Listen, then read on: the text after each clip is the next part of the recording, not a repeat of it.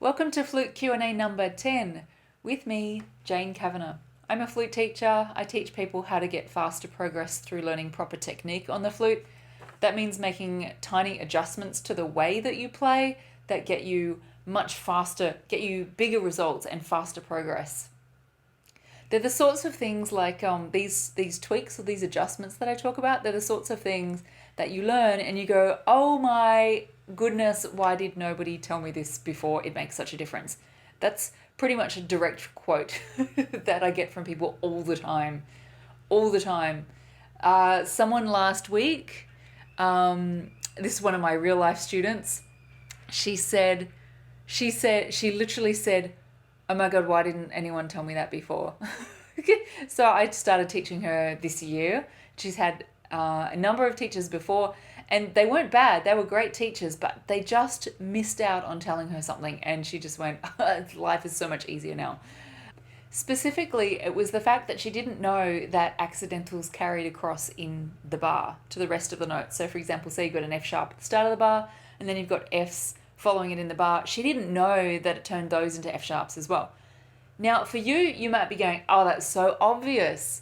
Can you imagine if there was a little tiny thing that is so obvious to everyone else that you didn't know? That's the difference that learning tweaks of proper technique makes to your playing. And I'm talking about actual playing. So the real way to play high notes, how to actually improve your tone. Let's get on to the questions, and this will come up in the questions as well. So we've got 5 questions today from Sheila, Nils, Libia, Mike, and Gideon. The first question is from Sheila. She says, how do I get enough breath to be able to play 12 notes either in a phrase or in a scale? So that's a super good question, Sheila. And it's also interesting. It's interesting that you chose 12, that you said 12 notes because it's 12 notes are the number of notes in a chromatic scale, which you might actually know because you said a phrase or a scale. Now, how do you get enough breath? So a lot of people, when they run out of air on the flute, they think it's their lungs or they think they need to take bigger breaths. So they either think that it's their lungs, that they need to develop their lungs or do lung exercises or do breathing exercises, or they think that they need to learn how to breathe bigger. So the first one, it's not your lungs. It's nearly never your lungs. Actually, I can safely say the reason that you're running out of air, or anyone who plays the flute is running out of air, is unless you have like a lung issue, like you have one lung or something. I don't know whether you can actually have one lung, but let's say you have a lung problems. If you don't have lung problems, then your breathing on the flute is not caused by your lungs. Now, the second part of that question, answer to you, Sheila, about a lot of people thinking that they need to take in more air. Yes, you can learn to take in more air, 100%. You can learn how to breathe more effectively. But it will improve your breathing by, let's say, 10%, 20%, maybe 30%, but that's pushing it. What you really need to do is get a smaller hole in your mouth. If you close off the hole in your mouth, even the tiniest amount, you can get to the point of doubling how much air you feel like you've got. Like, that's how much difference it makes. Now, I know it's probably tempting to go and grab your flute and go, cool, I'll get a smaller hole in my mouth. And it will work. But then you'll plateau and you'll get to a point you're like, well, how can I improve it further? So this is one of the reasons I love teaching so much, is because there are steps to take to improve your lung capacity. And I put that in inverted commas because it's not your lungs, but it feels like it's your lung capacity that has changed. The steps I've put into the Flute Academy. So if you're interested in learning more with me, you can have a look at the Flute Academy. I've put a link to you below this question. But there's a breathing module in the Flute Academy, and it takes you through the steps of how to actually get a smaller hole in your mouth. And then once you've nailed that, how to actually be more effective with your breathing. And I call it the 3 steps or the 3 techniques to bigger lungs. And remember, it's in inverted commas because it's not to do with your lungs.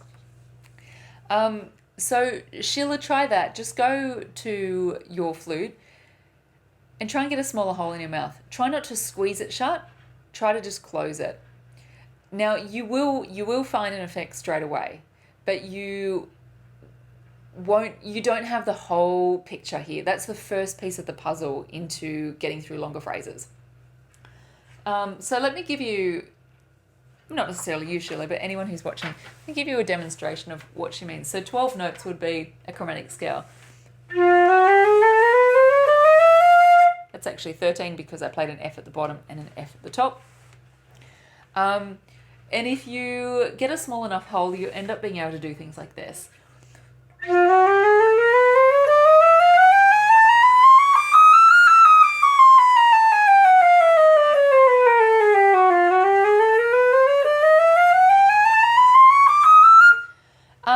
So that actually wasn't that long a breath for me because I was talking at the start and I forgot to breathe properly. So, and like I said, the amount of air that you take in does affect things by, by a significant amount if you don't breathe even fully. But if you do breathe fully and you think you're breathing fully, learning more effective breathing, that's what I mean, can increase it by like 20% or so.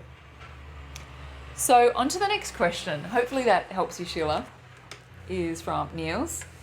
Nils is in the Flute Academy because, firstly, I know Nils is in the Academy, but also because of the question that he asked. He said, when I slur from C1 to C2, which is to in the day 21 exercise, can I keep the right hand little finger on or do I need to move it to the new support position? So the day 21 exercise he's talking about is in the 45-day flute transformation, which is part of the Academy. So this won't make a whole lot of sense to you unless you're in the Flute Academy. But Nils, I want to answer your question.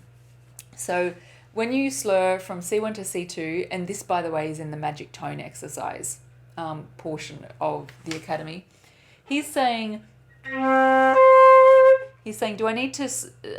I almost said slur, slur my finger. Do I need to move my finger from there to there for the exercise? So, excuse me, there's two parts to this.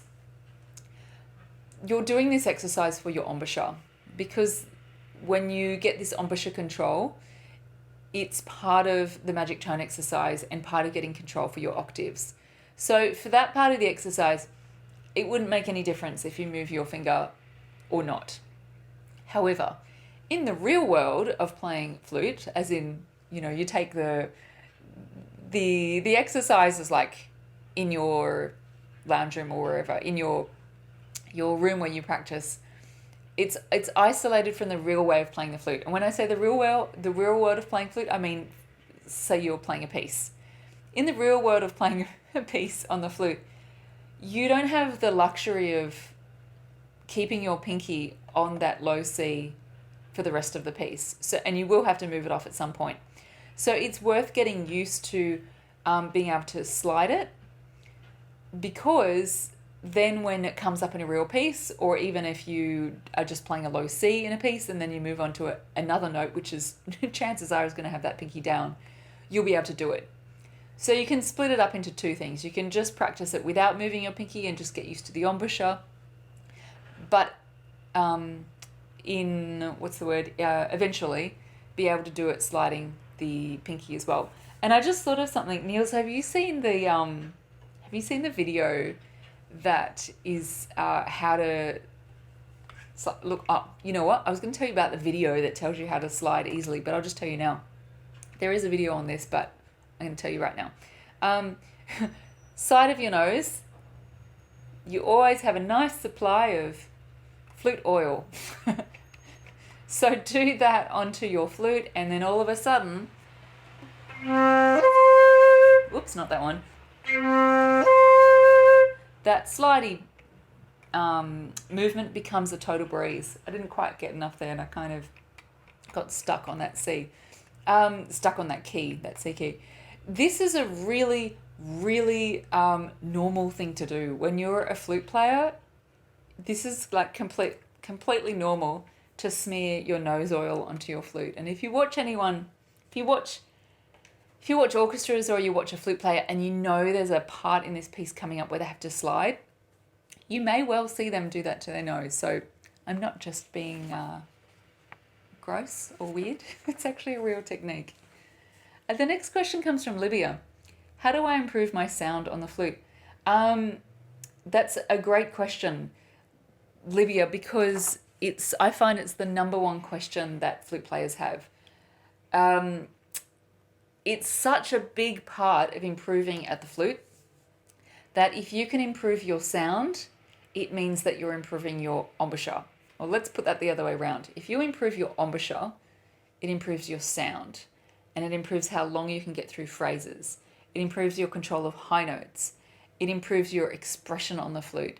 And it sets you up, if you improve your embouchure, it sets you up to be able to have accurate and clear tonguing and quick tonguing.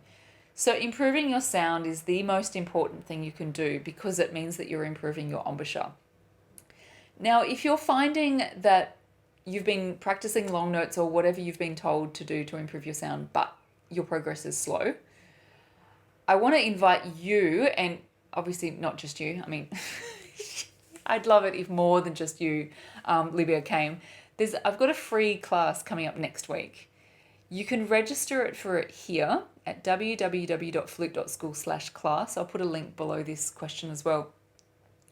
You can register this class, and it teaches you the 3 reasons why adults often improve so slowly at the flute. So if you practice and you're like, why isn't it making that much of a difference?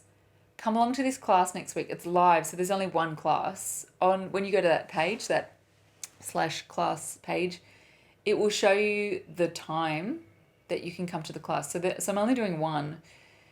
And I'm going to go through the 3 reasons why adults improve slowly. Here's a spoiler. It's not because you don't practice enough. Like, no kidding. I don't know whether you know this about my teaching. I will never say you just need to practice more. Practice is good, but if you're not practicing the right thing, practice is like spinning your wheels. It's like watching TV to try and get fitter. I just made up that analogy then. I quite like that one. It's like watching the Olympics on TV to try and get fitter. So you really need to know exactly what to practice to get faster progress. So come along to the class, and anyone who wants to come, it's free. Fully just come along and I'll give you more information there, Libya. To get you on the right track though, to improve your tone, you need to improve your embouchure. And like I said to Sheila, you need to have a small enough hole. There's more pieces to the puzzle than that, but that's something that will start you off on the right track. If you go to the mirror and play and try and close your hole, you'll notice that your sound directly improves when you get the hole smaller. There's a direct correlation. Okay, the next question comes from Mike. He says, when really focused on reading music, I'm not enjoying hearing the song. Are these 2 separate things? Listening to a piece for pleasure and playing a piece which is hard work? Mike, that's an awesome question. In actual fact, a couple of years ago, I did a video that you might like to watch on this. I've put a link to it below this question. And it's about why you should learn to play the flute a little bit before learning how to read music. Now, you might watch this video and go, oh, but I already know how to read music. Is it too late for me to do what I say in this video? So when I teach students the flute, I always teach them to play a few scales, a few melodies, and of course, before that, how to get a sound and how to hold the flute and play certain notes. I always teach them that before introducing learning to read music. There's a couple of reasons for beginners. One, it's so that their brain is not overflowing with new information, actually lets them focus on what they're doing before we introduce the complexities of reading music. And the other reason, which applies to you, Mike, is it teaches them to listen to themselves as a habit rather than looking at music and putting the right fingers down and blowing and attaching in your brain, sort of attaching the note on the page to like a mechanical thing, seeing an A, playing an A, and bypassing listening to it. So perhaps when you learnt right at the start, you weren't taught that intermediate stage of listening, or the habit of listening to yourself when you play. But it don't matter, because I wasn't taught that either. And I started learning the flute when I was 8, and I wasn't taught that. And so I really didn't start to listen to myself properly until I was 20, about 20. Yes, 20. It was a particular teacher that I went to that opened up this world of what I just said to you about learning to listen to yourself. And what she did for me, she started getting me to learn pieces from memory. She started getting me to learn pieces that I know the melody of. So, for example, anything that you know the melody of, Happy Birthday, Twinkle Twinkle Little Star, anything that you know the melody of, classical pieces, folk tunes, pieces that you've written yourself, take those pieces and play them without music. Just get into the habit of listening to yourself. That's going to open up the door in your brain to habitually listening to yourself when you play. And then when you sort of incorporate this into your playing all the time, just play something with no music and spend the time just enjoying, like you said, enjoying the sound of this piece. This will, so like I said, open up the door. And then when you go back to playing a new piece, you will sort of unlocked something in your brain where you can actually hear yourself play, even if the piece is new. So that's the first thing, Mike, for you. The second thing, what was the second thing? I had a really good idea. What was it? Oh, Mike, hang on. What was the second thing I was going to say to you, Mike? I'm going to pause this video because I don't want to let you go without me telling it. Hang on a sec. I remembered, Mike. I just had a good old off-screen think about it. And part of the reason why you don't hear yourself, you don't hear the piece when you're concentrating on reading music, is because your brain is full. Now, we can't say that that's the technical scientific definition of what's happening, but you know what I mean. When you know how it feels, everyone knows how it feels when your brain is full, and you just don't have that brain space to be able to think about extra things. And when you're when you're not in the habit of listening to yourself playing, it's the last thing that is going to happen automatically when you're concentrating on reading music. So the way to get your brain less full is to firstly learn proper techniques of flute playing so that it makes everything easier. So, for example, if you have to really think every time you're playing high notes or every time you're tonguing quickly, then there's probably a bit too much brain action going on, another scientific term, brain action going on. And if you learn the tweaks of proper technique, it makes things so much easier and it frees up brain space for other things, like memorizing pieces and being able to listen to yourself. So that's what I would suggest for you, Mike. You might want to come along to the free class as well next week. I mentioned was it Libia or was it Sheila? I forget, was it Libia or Sheila? But I mentioned about the free class. It's the 3 reasons why adult flute players often improve so slowly. I recommend coming along to it because I talk about the power of proper technique and examples of things that will make playing easier. Don't forget, I never say you just need to practice more. That's like not my jam. And it shouldn't be anyone's jam. What you should be doing is learning the right things to practice, and then you have to practice less to make it have a big impact.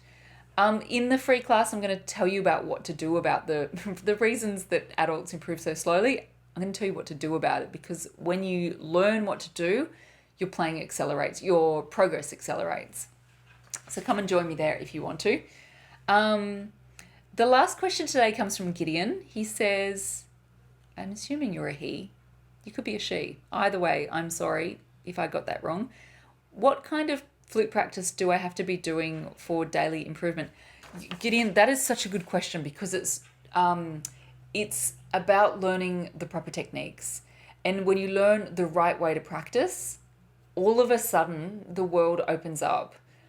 Like the world of flute playing. Well, and your other world as well. Am I recording? Yes, I'm recording. Your world opens up when you learn the right things to practice. So for example, if you're practicing the flute and you're putting in hours of practice, over the week, but you're tight in your mouth, you'll be practicing like this.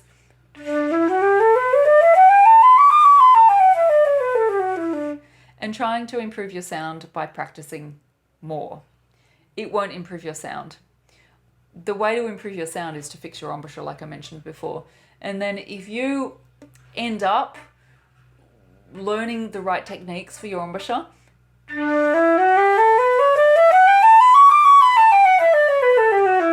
it puts you in a position to be able to practice the right thing.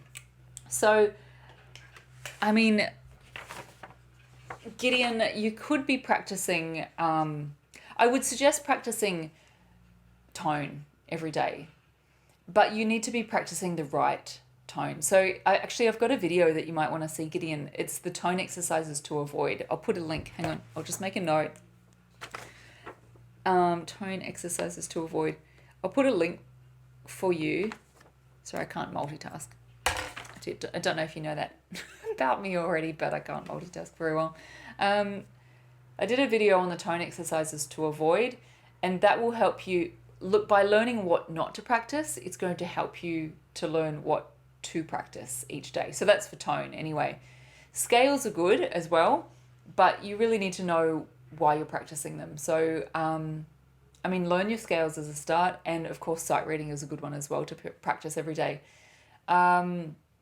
So just sort of keeping your reading going. The answer to your question is so big. I'd suggest you come along to the free class and I'll give you a whole lot more information there. I'll also in that free class, I'll talk a little bit about the Flute Academy that is opening up in a week and a half on the 1st of October, because that's a step-by-step guide to what to practice.